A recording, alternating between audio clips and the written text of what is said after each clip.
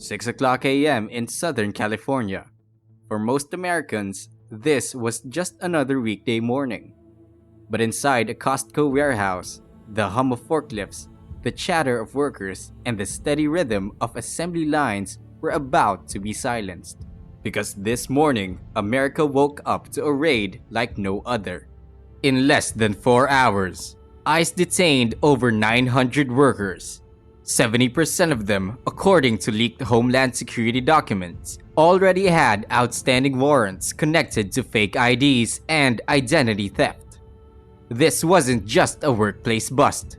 This was a battlefield operation, and it revealed something much larger: a hidden supply chain of forged documents and illegal labor that stretches far beyond Costco, straight into the backbone of America's economy. As the night shift handed off to the morning crew, the calm was shattered. Unmarked vans encircling the building, sealing every exit. Inside, ICE agents in tactical vests swept through the aisles, locking the massive warehouse down in seconds. Workers froze. Forklifts sat idle. Conversations died mid-sentence. For those inside, time seemed to stop. This wasn't random chaos. It was a carefully rehearsed strike, one that mirrored counter-terrorism tactics. Each agent had a role. Each move was scripted, and the message was unmistakable. No one leaves, no one hides. Agents divided the employees into distinct groups.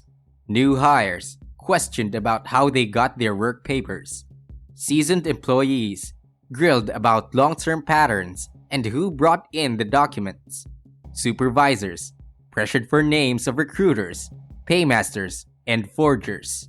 The warehouse, once a symbol of bulk retail, had transformed into an interrogation zone. Agents weren't yelling. They weren't dragging people away in chaos. They used silence, presence, and psychological pressure, a method pulled straight from military handbooks. Keep suspects calm, separate them, then cross-check their stories until the cracks show. At first, silence dominated. Workers avoided eye contact. Some shrugged, some said nothing. But soon, the weight of the situation broke through. A mid-level supervisor, sweating under the questions, finally admitted. Every Thursday, fake work permits were passed out in plain envelopes, hidden in plain sight, exchanged during shift changes. It wasn't random. It was a system, a ritual, and that one confession pulled a thread that began to unravel the entire operation. What ICE discovered stunned even seasoned investigators. Inside the warehouse, agents uncovered professional-grade forgery equipment, high-end printers capable of replicating holograms, laminating machines identical to those used in DMV offices, blank cardstock with watermarks so authentic they could fool digital scanners at banks and airports. This wasn't amateur fake paper. This was a professional document mill. Leaked reports later estimated the mill produced 3,000 fraudulent documents a month. Green cards, social security cards, driver's licenses, feeding a black market that stretched across the region. And Costco was just the beginning. Investigators traced the forgeries to a hub in Riverside County, just 15 miles away. From there, workers and fake papers were funneled into Amazon warehouses, Target distribution centers, and supermarkets across California and Arizona. This wasn't just an isolated fraud. It was a logistics network, operating like a military supply chain.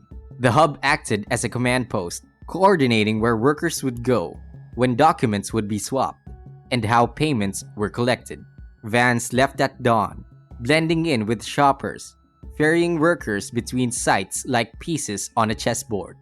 Workers revealed the prices: $200 for a fake social security card, $1,500 for a premium green card that could withstand deeper checks. Ledgers found in lockers listed payment schedules, cash dropped off in envelopes, wire transfers moving money across state lines. This wasn't a side hustle. It was a multi-million-dollar industry. And the profits weren't staying local. They were feeding back into organized crime networks with national reach and possibly international connections. But behind the statistics are real people. Many workers were victims themselves, lured by promises of jobs, trapped by debts, and threatened with exposure if they spoke up. Some admitted they were shuttled between sites without even knowing their destination until arrival. Others said they paid monthly fees just to keep their documents updated. This was a system built on exploitation, a system where workers were commodities, moved like shipments, traded like inventory, and silenced by fear. And here's the deeper danger. A forged ID doesn't just get someone a warehouse job. It can unlock bank accounts, access to restricted areas, even entry into ports, airports, or government buildings. This isn't just immigration fraud, it's a national security breach. In military terms, this is like leaving a hole in the perimeter, a gap where anyone can slip through undetected. The Costco raid exposed a network that mirrored military infiltration tactics. Supervisors acted as middlemen, forgers supplied the documents, couriers shuttled workers from site to site, and at the center, a coordination hub in Riverside, disguised as a nondescript strip mall office. From there, 20 active sites across California were managed like outposts in a larger campaign, a system designed to be resilient, decentralized, and nearly invisible. And this isn't the only case. Earlier in 2025, a Brazilian national was arrested in Los Angeles for distributing fake green cards tied to agricultural sites. In Phoenix, a February indictment exposed another forgery ring linked to thousands of driver's licenses. And in Nashville, ICE used the same early morning tactics at another Costco, uncovering a similar hub feeding illegal labor into construction and retail. The playbook is spreading, and so is the fight. In the days after the raid, the fallout spread. Employers faced scrutiny for compliance. Families protested outside courthouses. Politicians clashed, some calling it justice, others calling it cruelty. But ICE insists this is only the beginning. With new budgets, surveillance tech, and drones, they're already preparing similar strikes in Texas and Arizona. The Costco raid was more than an immigration bust. It was a decisive blow against organized crime, a strike at a hidden system embedded in America's economy. For every worker detained, there's a deeper story. Forged documents, money trails, criminal networks, and national vulnerabilities. This is not just about who gets to work where. It's about the integrity of America's borders, businesses, and security. The raid exposed a shadow economy. But the real question is, how many more hubs are still out there? This is Breaking Truth Network, exposing the stories they don't want you to see. Don't forget to like, share, and subscribe. And tell us in the comments, was this justice or a dangerous new chapter for America?